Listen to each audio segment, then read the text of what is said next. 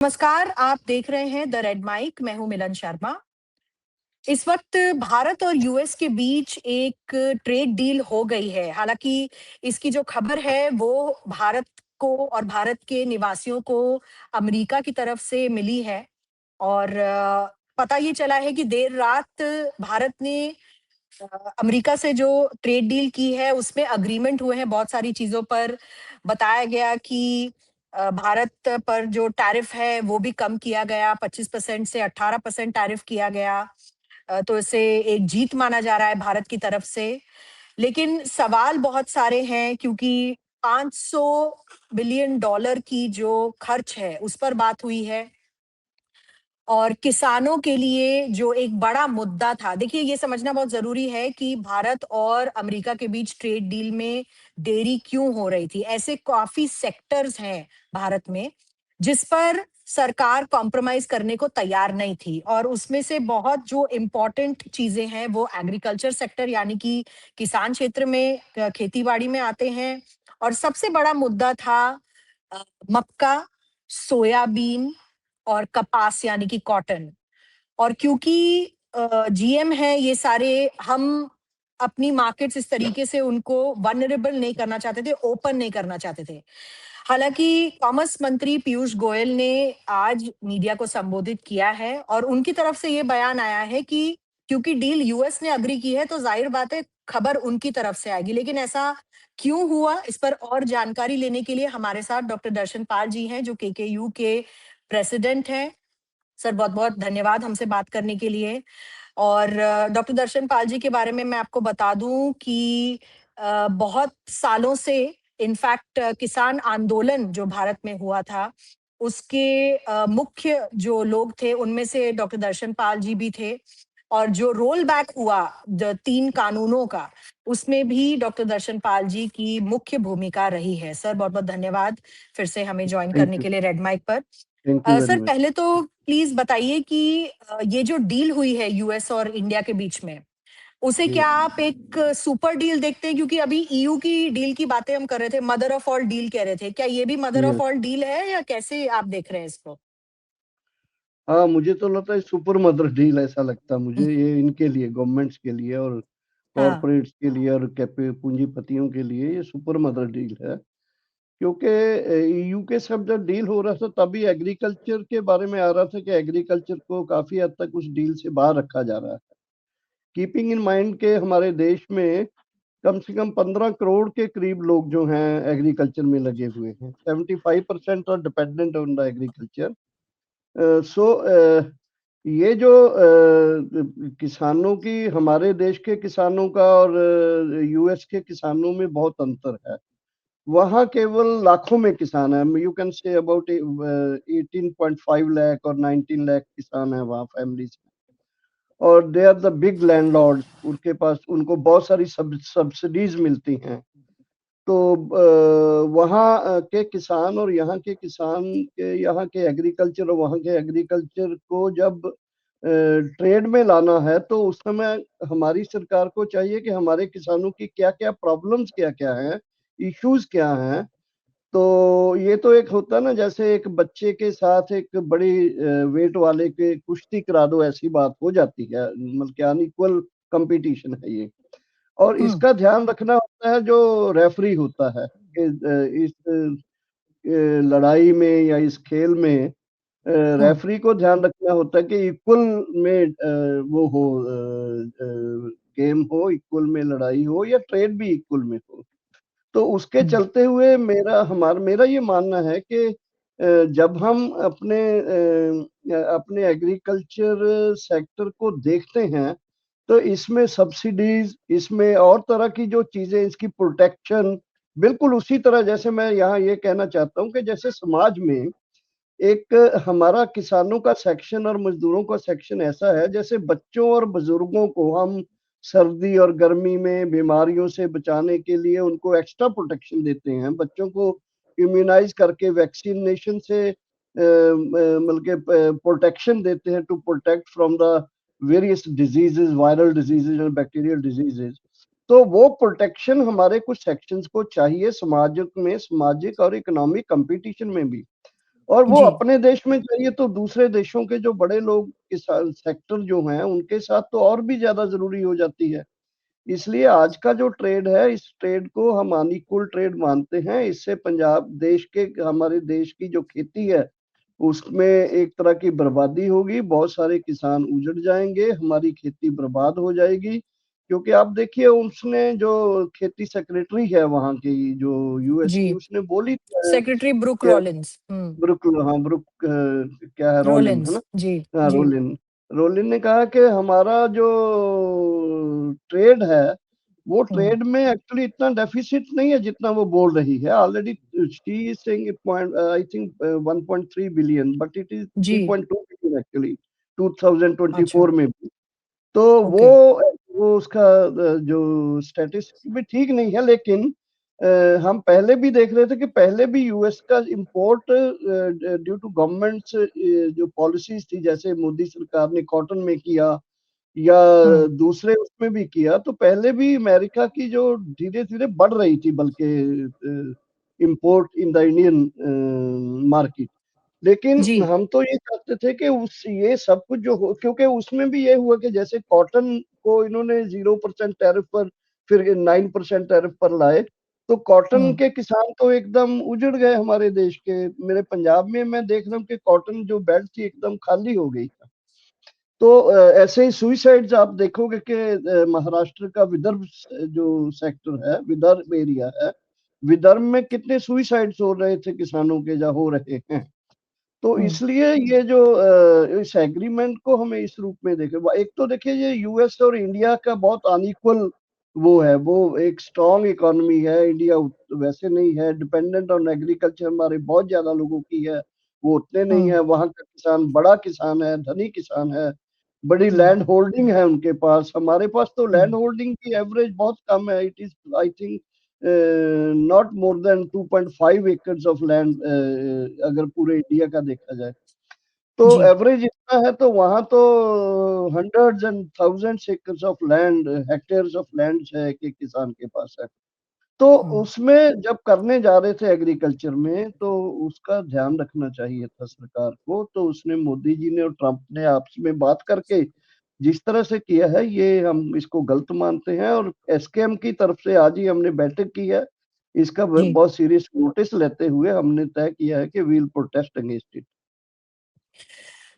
Doctor Darshanpal ji, लेकिन सरकार की तरफ से लगातार बयान आ रहे हैं जब से ये डील साइन करना या इसकी एग्रीमेंट पर दोनों देशों के राष्ट्रपति प्रेसिडेंट डोनाल्ड ट्रंप और प्रधानमंत्री नरेंद्र मोदी के बयान आए हैं कि भारत में कृषि क्षेत्र से कोई छेड़छाड़ हम नहीं करेंगे, नहीं होने देंगे, और लगातार ये बात की जा रही है कि भारत के किसानों को नुकसान नहीं होगा।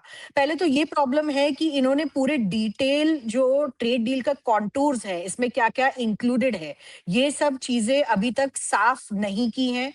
क्या आप सोचते हैं ये भी थोड़ा-सा प्रॉब्लमैटिक है, क्योंकि अ, यूएस की तरफ से बयान आ रहे हैं कि हाँ, ये हमारे किसानों के लिए बहुत ही अच्छी डील है, लेकिन भारत अभी इस पर पूरी तरीके से स्पष्टीकरण नहीं दे पाई है।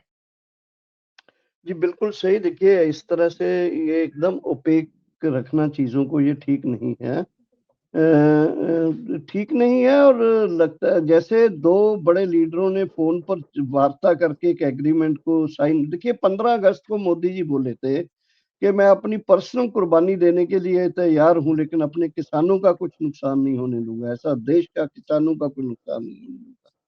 तो हुँ, लेकिन अभी फिर ये, बल्कि आप देखिए ट्रंप ने जो सोशल मीडिया के ऊपर लिखा है बड़ा क्लियर, $500 बिलियन जो है वो इंडिया जो है वो इन्वेस्ट करेगा परचेज करके। हालांकि $500 बिलियन से ज्यादा पहले इंडिया करता, मुझे लगता है ये भी क्लियर नहीं है। जैसे हुँ, कोरिया को या जापान के साथ जब ट्रेड एग्रीमेंट हुआ था, तो हुँ, उसमें भी कोरिया के साथ भी बिलियंस ऑफ डॉलर की इन्वेस्टमेंट ट्रंप ने उस समय की थी, जापान की उससे भी की थी। क्या उस तरह का एग्रीमेंट, क्योंकि पिछले दिन अभी शायद 5 दिन पहले ही ट्रंप ने कोरिया को थ्रेटन किया अबाउट 20% टैरिफ के साथ, यूनिटिव जी, टैरिफ के साथ, कि क्योंकि कोरिया वो इन्वेस्टमेंट जो करने का एग्रीमेंट हुआ था वो नहीं कर रहा है, इसलिए हुँ, 20% टैरिफ्स लगाएगा। तो क्या वो हम्म, $500 बिलियन एक्स्ट्रा है, वो भी क्लियर नहीं है स्टेट, क्योंकि ये चीजें क्लियर नहीं है। नंबर टू, जैसे रशियन ऑयल्स को लेकर जिस तरह से बोला गया है, या फिर भारत जीरो टैरिफ पर ले आएगा, उसके जो उसका सोशल मीडिया पर है जी। स्टेटमेंट है, उसमें हम्म, जीरो को भी ZEER उसमें हम्म, कैपिटल लेटर्स में हम्म। डाला गया है, जीरो टैरिफ कि भारत भारत कोई लगाए। टैरिफ नहीं लगाएगा अमेरिकी प्रोडक्ट्स कोई पर। है, जी। यस, वो टैरिफ्स नहीं लगाएगा, वो रशिया का ऑयल नहीं खरीदेगा, रशिया से तेल नहीं इस लेगा और वेनेजुएला से हाँ, तेल रशिया से लेगा। तेल नहीं लेगा। तो ये चीजें जिस तरह से की जा रही हैं, ये एक तरह का जैसे होता ना कि आपका बाजू मरोड़ के आपके बल्कि प्रेशराइज करके चीजें करना, ये तो हम्म, खैर, वो तो प्रेशराइज की, वो तो देश देश के राष्ट्रपतियों को उठा लेता है, वो ऐसा काम करता है जो वेनेजुएला में किया उसने। लेकिन हम्म, हमारा देश एक बड़ा देश था, हमारे देश की संस्कृति, हमने लड़ाई लड़ी है एक लंबे वर्षों तक हमारे देश की जनता ने, तभी हमने एक इंडिपेंडेंस हासिल की, और इसमें हमारी एक सॉवरेंटी है। तो उसमें इस चीज बल्कि ये जो किया गया, जिस तरीके से किया गया है, ये देखिए, एक तो है कि ठीक है, बिजनेस व्यापार होना चाहिए, हम नहीं कहते कि व्यापार नहीं होना चाहिए, मार्केट्स जी, खुलनी भी चाहिए। लेकिन जब देखिए, जब से ये डंकल प्रपोजल आई थी, जब से WTO बना है, तब से ही हम लोग कहते आ रहे हैं, इवन हम तो ये कह रहे हैं कि WTO एग्रीमेंट जो हुआ था, उसको एग्रीमेंट ऑन एग्रीकल्चर जो है उसको बाहर रखा जाए, क्योंकि हम हम्म, हमारा जो लॉजिक था यही है कि इंटरनेशनल मार्केट में agriculture sector of the India जो इतना मतलब के वल्नरेबल है, और उसको इतनी सपोर्ट की जरूरत है, प्रोटेक्शन की जरूरत है, वो नहीं compete कर सकेगा यूरोपियन या ऑस्ट्रेलियन या कैनेडियन या अमेरिकन मोड ऑफ प्रोडक्शन के साथ, मार्केट के साथ। तो उस तरीके से ये जो मैंने आपको बताया कि जिस तरह का उन्होंने स्टेटमेंट दिए हैं, वो स्टेटमेंट हाईली ऑब्जेक्शनेबल है, और हम्म, अभी तक क्लियर भी नहीं हुआ है। देखिए, एक अमेरिका की मतलब के एग्रीकल्चर सेक्रेटरी बोलती है क्लियरली कि एग्रीकल्चर पर हमारा हो गया है। अगर पीयूष हम्म, गोयल जी से किसी और का स्टेटमेंट देखो, तो उसमें देखते हैं कि एग्रीकल्चर का भी रिस्ट्रिक्टिव कुछ ऐसा बात करते हैं, मतलब क्लियर नहीं है कुछ।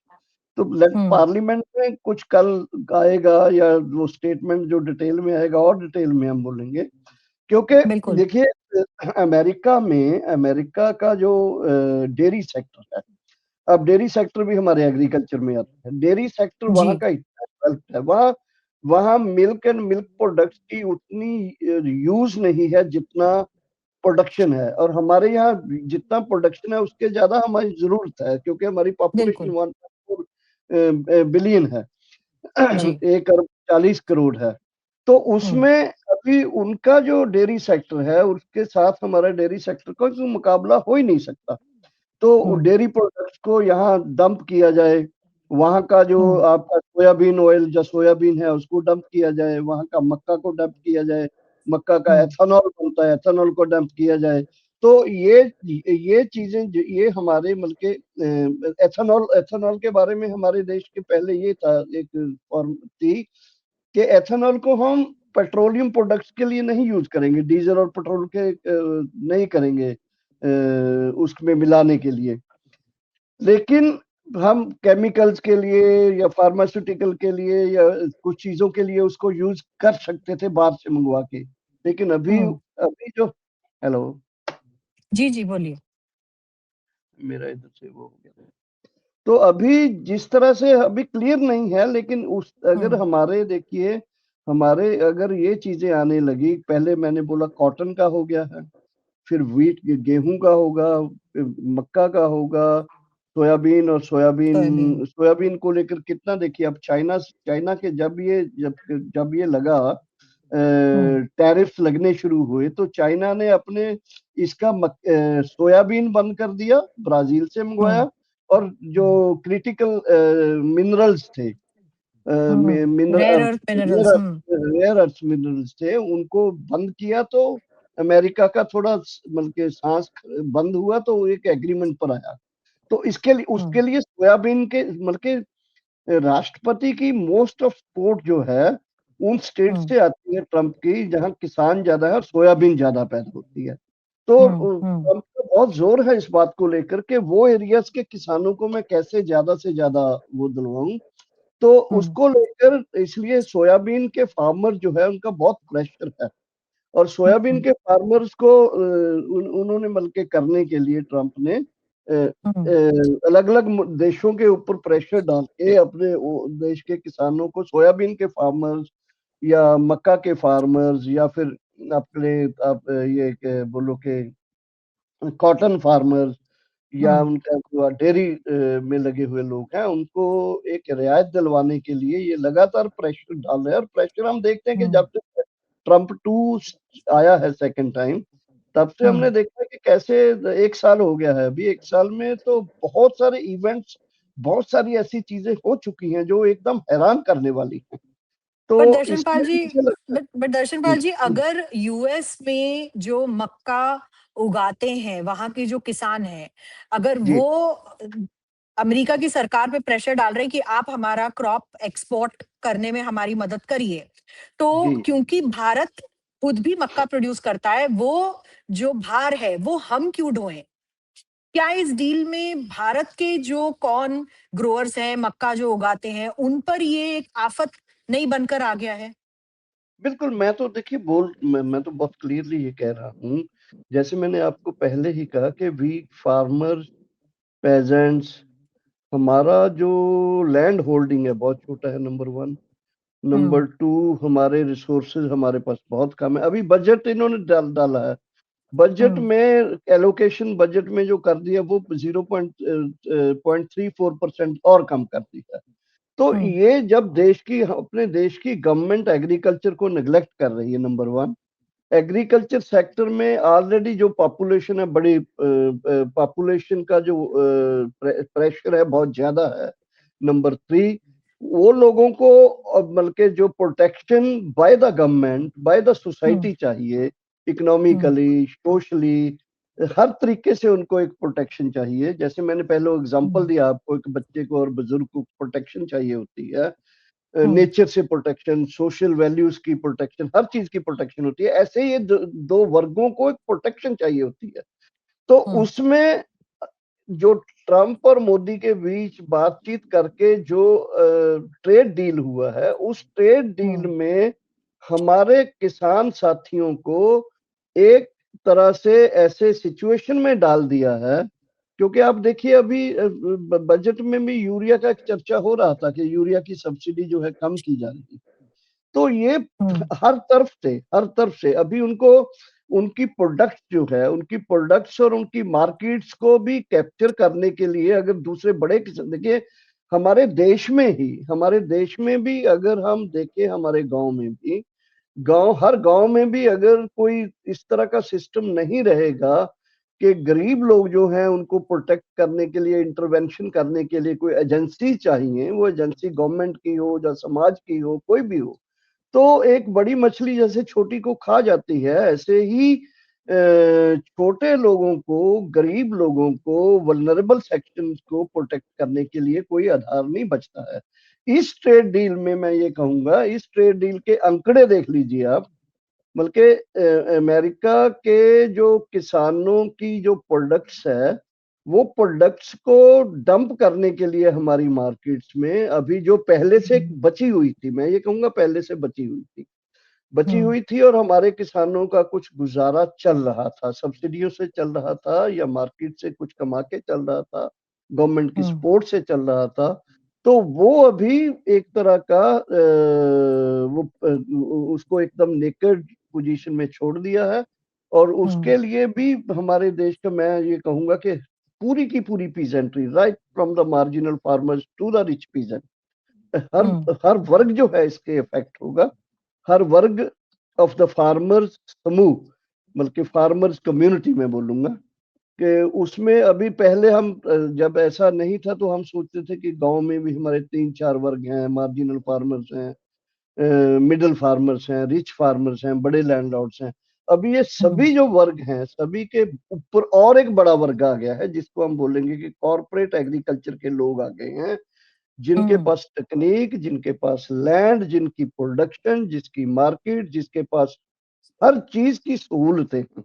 अभी ये तो हम्म। हमको बोल रहे हैं हमें आर्टिफिशियल इंटेलिजेंस देंगे किसानों को, बल्कि जो बजट में हम्म। अभी आया है, जिसके जी। लिए देश का किसान बिल्कुल तैयार ही नहीं है। तो इसलिए हमारा ये कहना है मिलन जी के ये एक बड़ी फिक्र वाली बात है, सर चिंताजनक बट बात। इससे चिंताजनक बात ये भी है कि उनके जो जेनेटिकली मॉडिफाइड यानी कि जीएम या प्रोडक्ट्स बिल्कुल इंडिया आ बिल्कुल जाएंगे। बिल्कुल बिल्कुल। ये भी, हाँ, ये भी एक इम्पोर्टेंट, देखिए मैं आज ही पढ़ रहा था कि उनका जो डेयरी सेक्टर है, उनके डेयरी सेक्टर में उनकी जो डेयरी में गऊएं हैं वो बहुत दूध देती हैं, और हम्म। उनको नॉन वेजिटेरियन जो उनके मील्स हैं नॉन वेजिटेरियन होते हैं। तो अच्छा। वो जो उनके मील्स जो नॉन वेजिटेरियन है, अभी उस हमारे ये लोग जो हैं, जो हिंदुत्व आरएसएस के जो लोग हैं, ये तो गऊ को एक इतनी पवित्र मानते हैं, लेकिन जो गऊ नॉन वेज खाएगी और नॉन वेज खा के जो मिल्क देगी, और मिल्क के जो प्रोडक्ट्स बनेंगे वो अपने देश के लोगों को खिलाएंगे। अभी ये भी तो एक इम्पोर्टेंट इनके लिए बात सोचनी चाहिए, नंबर वन।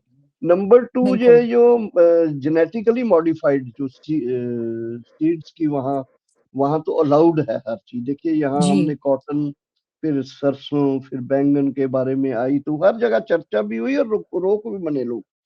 तो जी। उनका जो वो जो टेक्निक से बने हुए जो सीड हैं, वो सीड का से तैयार हुई हुई फसलें, जब उसका तेल जब हम्म। एक्सपोर्ट होके यहाँ आएगा अपने देश में अमेरिका से, तो उसके जो साइंटिस्टों ने अभी तक बताया है कि जेनेटिकली मॉडिफाइड सीड के हमारे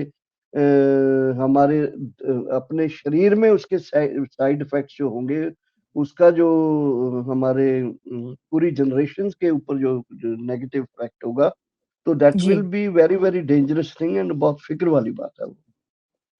तो इन सब फिक्र जो वाली बातें हैं उसके बीच सरकार अभी भी पूरी तरीके से स्पष्ट रूप से नहीं बता रही है। कई जगह हम पढ़ रहे हैं तो वहां लिखा है कि ऐसे क्रॉप्स खरीदे जाएंगे अमेरिका से, जिस तरीके से फ्रूट और नट्स की बात हो रही है। तो सर उस पे भी थोड़ा सा आप प्रकाश डालिए कि फ्रूट और ये जो नट्स खरीदने की बात की जा रही है उससे भी कोई इम्पैक्ट दिख रहा है आपको इंडियन ये मार्केट्स देखिए पर? कुछ चीजें तो इंडिया जो पहले ही नट्स वगैरह, ये तो आपके क्या होते हैं, ये बादाम और ये बादाम। हाँ, बादाम और वॉलनट। वो वॉलनट, हाँ वॉलनट, हम्म। बादाम, जो पिस्ता वगैरह चीजें जो अमेरिका से पिस्ताशियो। आती हैं, नंबर। जी। ऐसे ही हमारे तरफ से भी फ्रूट प्रोडक्ट्स एंड बहुत सारी चीजें, सी फूड्स वगैरह यहाँ से जाते हैं, सब्जियां जी। वगैरह काफी जाती हैं। बल्कि हुँ। एक बात तो सच है कि एग्रीकल्चर हुँ। प्रोडक्ट्स में या पैरा एग्रीकल्चर में India was in surplus trade with America. हुँ।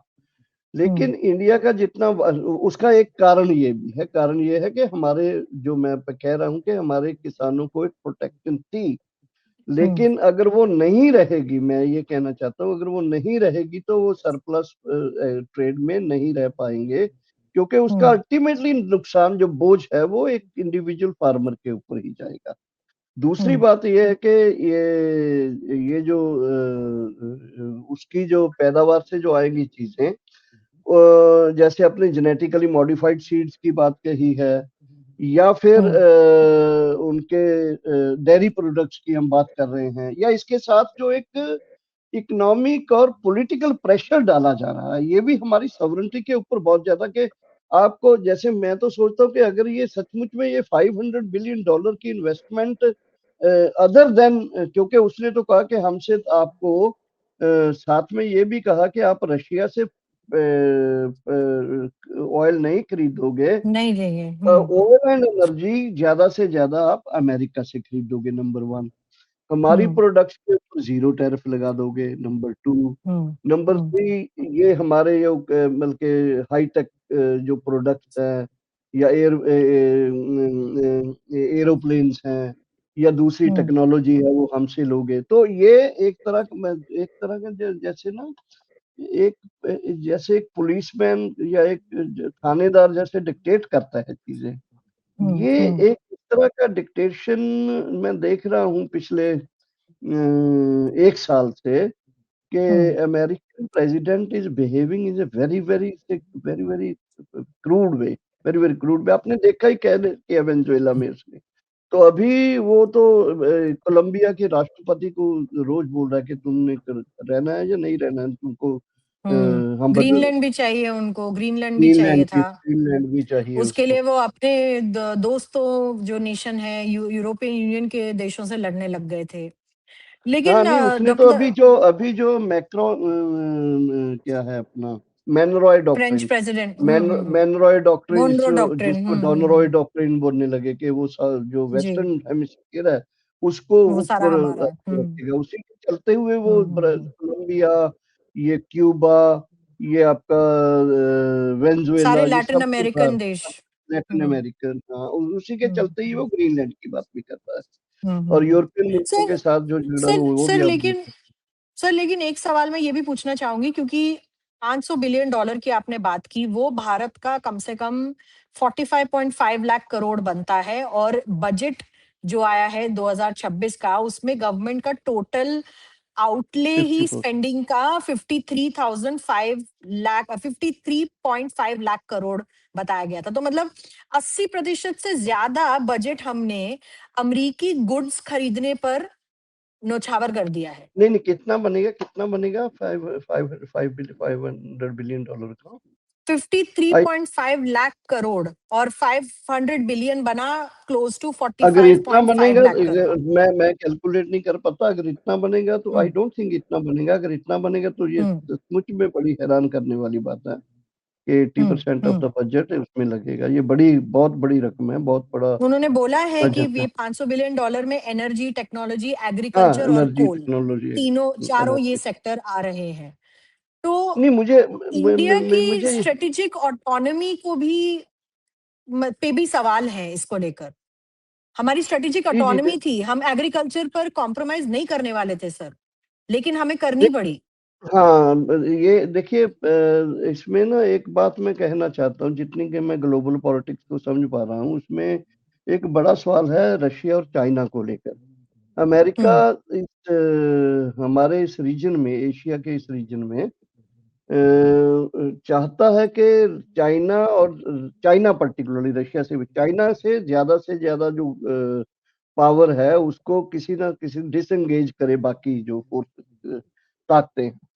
तो हम्म क्योंकि आप देखिए कि चाइना इज मूविंग अहेड, वो अमेरिका को एक बड़ी चिंता है उस बात की। हर आप उसके जो डॉक्ट्रिन देखिए, दोनों हम्म जो उसने एक मिलिट्री डॉक्यूमेंट दिया है या दूसरा डॉक्यूमेंट अभी 5 नवंबर को आया है, military document, hmm defence document है उसका, डिफेंस स्ट्रेटजी, दोनों में ही China is best main target है, मैनरोय डॉक्यूमेंट डॉक्ट्रिन वाले में भी और मिलिट्री हम्म। स्ट्रेटजी वाले। तो जी। उसको लेकर भी अमेरिका जो है, यूएसए जो है, हो सकता है कि एक तो यूरोपियन यूनियन के साथ भी रिलेशन स्ट्रेन होंगे, और यूरोपियन यूनियन के साथ वो हो गया। दूसरा, हम्म चाइना और रशिया के साथ हम इंडिया के रिलेशन बिल्डअप हो रहे थे। आप देखिए कि मोदी जी की पिछले दिनों जो चाइना और रशिया में जो विजिट्स हुई पुतिन के साथ और शी जिनपिंग के साथ, तो उसमें हम्म एक बहुत पॉजिटिव इनके रिलेशन जा रहे थे यूरोपियन हम्म यूनियन के साथ। और यूरोपियन यूनियन के साथ मेरा जितना विश्लेषण मैं बोल सकता, क्योंकि मैं इतना कोई इंटरनेशनल पॉलिटिकल रिलेशंस का माहर तो हूं नहीं, लेकिन हम्म मुझे ये लगता है कि इस सिचुएशन में एशिया पैसिफिक में चाइना उसका दोस्त नहीं बन सकता है। वो हम्म मेनली इंडोनेशिया, जापान और कोरिया और इंडिया को इस एशिया पैसिफिक में अपने साथ रखना चाहता है। क्योंकि हम्म इधर आप मिडिल ईस्ट में आप देख रहे हो कि कैसे वो ये अपना ईरान वाला इशू और वो बना हुआ था। तो हम्म। इसमें मुझे मुझे ऐसा लगता है कि अभी उनकी जो मागा कैंपेन के लोग हैं, मेक अमेरिका ग्रेट अगेन के, या उनका जी। कंजर्वेटिव जो थिंक टैंक है, उन्होंने कुछ हम्म सोचा है कि अभी इस तरीके से जो क्योंकि अभी देखिए जो 50% से 18% टैरिफ पर आए हैं, तो हम्म उसमें जो इन्होंने गोर को यहाँ भेजा है, जो उसका बहुत क्लोज है, जिसने एक सर्जियो अ, गोर। तो एक जी। मतलब कि उसको स्पेसिफिकली सेंट्रल एशिया और इंडिया का, सेंट्रल हम्म एशिया के भी वो है, ऑब्जर्वर है, और इंडिया में वो एम्बेसडर। तो ये हम्म ये जो मतलब कि मुझे लगता है कि स्ट्रेटजिकली शायद कंजर्वेटिव जो हैं अमेरिका के, उनको हम्म लग रहा है कि ग्लोबल वर्ल्ड में अगर हम उतना ही कन्फ्रंटेशन में ही जाएंगे तो पूरी दुनिया हमारे विरोध में हो जाए। हालांकि मुझे लगता है कि फिर भी जिस तरह के एलिमेंट, कभी कभी तो मुझे ऐसा भी लगता है मिलन कि हम्म इसका बैकग्राउंड जर्मनी है, जर्मन का है ये जो ट्रम्प है। कभी कभी मुझे लगता है कि इसके जीन्स को टेस्ट करके यही देख लो कि हिटलर के वंश में तो नहीं आया है कहीं ये। तो उस तरह की मतलब कि उस तरह का मुझे कभी कभी लगता है कहीं उधर को दुनिया, तो उधर को दुनिया जा भी रही है अलग अलग जगह में।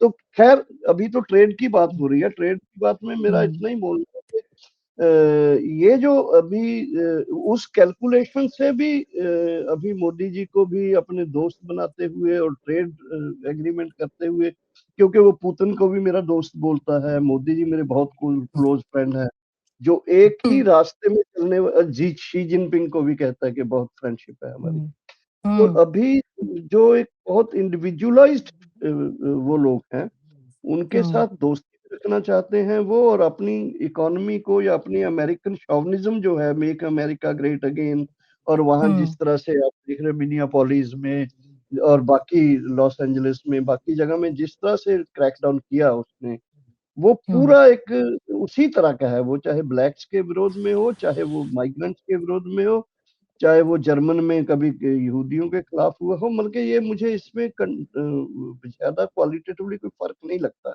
हम्म। तो खैर डॉक्टर उस दर्शवाल जी, इस डील को पार्लियामेंट के तराजू से भी गुजरना होगा, तराजू पर तोला जाएगा इस डील को।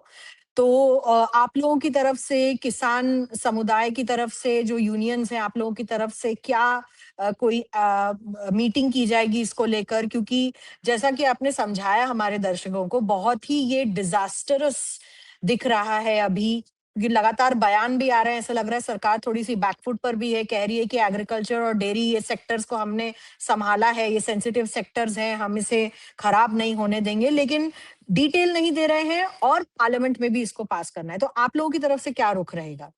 देखिए हमने आज ही अपनी बैठक की है इमरजेंसी, संयुक्त किसान मोर्चा ने उसकी स्टेटमेंट दे हम्म दी है। हमने हम्म मैं मतलब कि हमने तो प्रोटेस्ट करने का कॉल दिया है कि 4th से लेकर 11th तक पूरे जी। देश में किसानों को कॉल दी है, किसान संगठनों को, कि गांव में जहां भी उनका समय लगे, एक हफ्ते हम्म के लिए पूरे देश में ट्रम्प और मोदी जी के इस ट्रेड डील के विरोध में पुतले जलाए जाएं पूरे देश में, नंबर 1।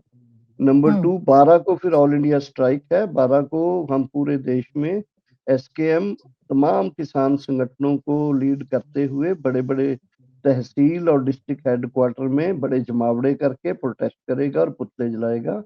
और दूसरा, हम चाहते हैं कि देश के जो भी देश की सॉवरेंटी को, देश के किसानों को, देश के मजदूरों को पक्ष लेने धर संगठन है, राजनीतिक हम्म दल हैं या सामाजिक दल हैं या कोई नॉन गवर्नमेंट ऑर्गेनाइजेशन, जो भी ऑर्गेनाइजेशन है, दे should come forward in this period, in this hmm stage. इस हम्म क्योंकि ये एक ऐसा मौका है जिस मौके मैं ये कहूंगा कि ये एक तरह का कॉलोनियल ईरा तो नहीं है, लेकिन उस तरह का एरा है जिसमें फाइनेंस कैपिटल की पेनिट्रेशन से या फिर उसके पॉलिटिकल इंटरवेंशन से ही देशों को या नेशंस को एक नेशन को कंट्रोल करने की कोशिश है, और वही ट्रम्प एडमिनिस्ट्रेशन कर रहा है ये। तो उसके चलते हुए उनको भी पार्लियामेंट में जो अपोजिशन की पार्टियां हैं, इवन हम्म बीजेपी के अंदर भी जो देश के किसानों और मजदूरों और देश के बारे में सोचने वाले लोग हैं, they should come out, they should oppose this. देखिए कुछ लोगों को अभी स्टॉक मार्केट को आप देखोगे, स्टॉक मार्केट में एक हम्म उछाल आएगा, इंडस्ट्रियलिस्ट खुश हो जी। जाएंगे। तो जब हम्म इंडस्ट्रियलिस्ट खुश हो रहे हैं या कुछ इन्वेस्टर्स खुश हो रहे हैं, इसका मतलब देश का गरीब आदमी है जो वो कहीं पिस रहा है। तो उस नजरिए से हम कॉल करते हैं कि तमाम देश के जो लोग हैं, ऑप्रेस्ड लोग हैं, हम्म हम्म डिस्क्रिमिनेटेड लोग हैं, एक्सप्लॉइटेड सेक्शंस हैं, दे शुड कम टूगेदर। और साथ ही पार्लियामेंट में भी पार्लियामेंट पॉलिटिकल पार्टीज को इसकी आवाज को जोर से उठाना चाहिए इसके विरोध हम्म में। बिल्कुल, डॉक्टर दर्शनपाल जी, क्योंकि जब सामने से ये कहा जा रहा है और जैसा कि आपने बताया, अमरीकी कृषि सचिव ब्रुक रोलिंस ने कहा कि भारत के विशाल बाजार में अधिक अमरीकी कृषि उत्पाद निर्यात करेंगे और जिससे कीमतें बढ़ेंगी और ग्रामीण अमेरिका के नजदीक जो है नकदी में पहुंचेगी। तो यस। हाँ अमेरिका जी। को फायदे की बात हो रही है, यही भारत पूरी तरीके से अपना जो बयान है साफ नहीं कर रहा है और लगातार यही कहता जा रहा है कि एग्रीकल्चर सेक्टर को हम प्रोटेक्ट करेंगे। लेकिन ये किस तरीके की डील है जिसमें भारत घाटे में दिखाई दे रहा है? और आप लोगों ने संयुक्त किसान मोर्चा की तरफ से एक स्टेटमेंट भी जारी किया है, उसमें कहा है कि इस ऐतिहासिक विश्वासघात के लिए किसान कभी भी मोदी जी को माफ नहीं करेगा। और अगर जी। ये क्लैरिटी नहीं आती है कि मक्का और सोयाबीन और कपास जैसे जो और डेयरी भी, प्रोडक्ट्स डेयरी। हैं, डेयरी डेयरी भी, इस पर अगर स्पष्टीकरण नहीं आती है तो वाकई में एक भारत के किसानों के लिए एक बड़ी हार है और बहुत ही जो फसाद होने वाला है, जड़ की ये प्रॉब्लम होने वाली है किसानों के लिए भारत में, और इस डील को बहुत ही अच्छी तरीके से नहीं देखा जाएगा। डॉक्टर दर्शनपाल जी, बहुत बहुत धन्यवाद और हमसे ये मैं बात करने करेक्ट के कर लिए। दूं, ये 1.3 जी। बिलियन नहीं है, दिस इज हम्म। 3.2 बिलियन। जी। जो उसका स्टेटमेंट है ना, ये क्या हम्म। नाम है हम्म। एग्रीकल्चर सेक्रेटरी का, रोलिंस जी ये जी। 2024 की मैं अभी देख रहा था स्टैटिस, ये हम्म। 3.2 हम्म। बिलियन है, 1.3 नहीं जी। है। बिल्कुल। 2024। और ओके, यही इसी थैंक यू। इसी विषय पर हम आपसे और भी बातचीत करेंगे, लेकिन सरकार की तरफ से एक क्लियर कट एक मोटिव जो है और क्लियर कट डिटेल्स आना भी बहुत जरूरी है, क्योंकि भारत में जो कृषि क्षेत्र है, किसान क्षेत्र है, उसको बहुत ही सेंसिटिव सेक्टर माना जाता है, सेंसिटिव है भी। और ये बहुत सारे किसानों की जीवन से, उनके लाइवलीहुड से जुड़ी हुई ये एक डील है और इस पे सवाल खड़े किए जाएंगे। बहुत बहुत धन्यवाद हमसे बात करने के लिए। Thank you. Thank you.